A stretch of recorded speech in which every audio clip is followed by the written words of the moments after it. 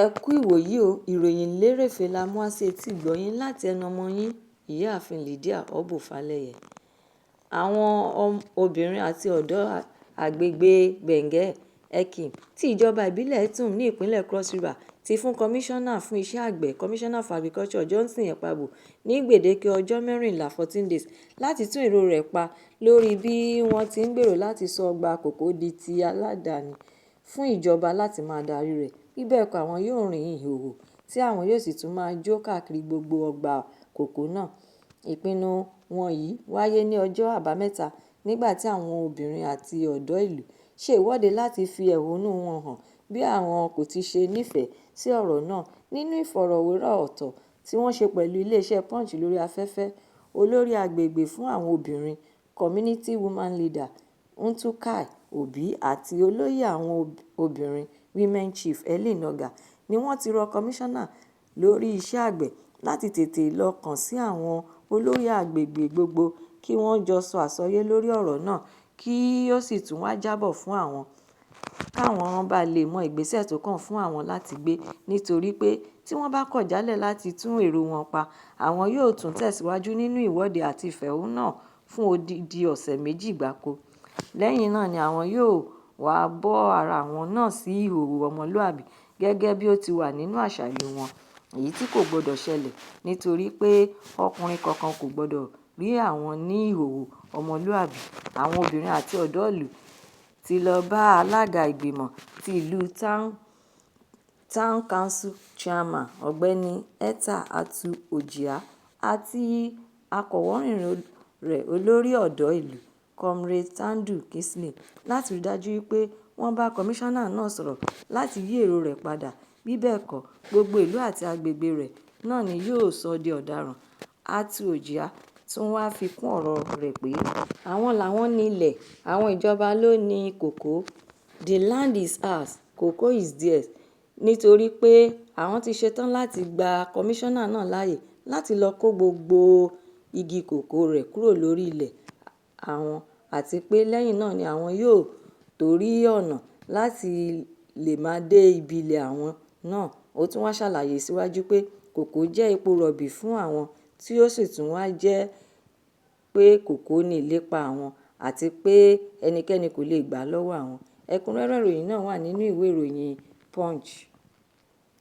Ọ̀gá àgbà yanyan tẹ́lẹ̀ rí fún iléeṣẹ́ ológun, former Chief of Army Staff (COAS) àti Zuruman Sokoto, Lieutenant General Farouk Yahaya ti ṣe ìkìlọ̀ wípé tí ọ̀rọ̀ ìgbé ayé àwọn ológun tí wọ́n máa ń lọ kojú àwọn adàlúrú àti àwọn ọ̀daràn káàkiri orílẹ̀-èdè yìí kò bá wà ní òkè téńté pátápátá lọ́kàn àyà àwọn ìjọba wa, àwọn ológun lè má lè ní ọkàn akin, ẹ̀mí ìgboyà àti láti lè jagun dáradára.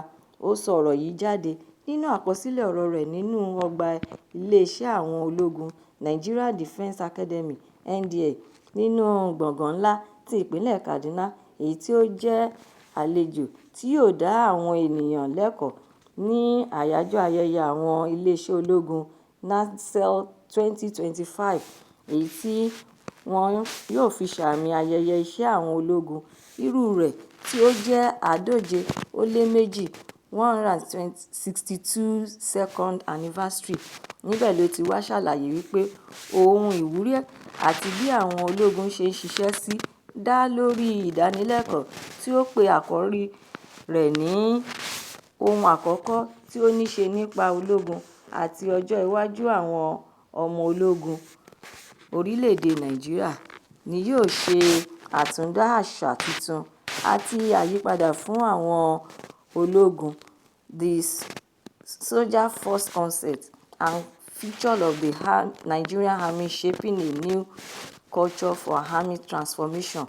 Yahaya tún wá tẹ̀síwájú nínú ọ̀rọ̀ yìí pé àwọn ohun mẹ́ta kan ṣe pàtàkì tí ó sì tún pè fún ìdásí láti ọ̀dọ̀ ìjọba àpapọ̀, èyí tí yóò túbọ̀ jẹ́ kí iṣẹ́ ogun tí wọ́n ń jà lè máa yá wọn lára láti máa ṣe, kí wọ́n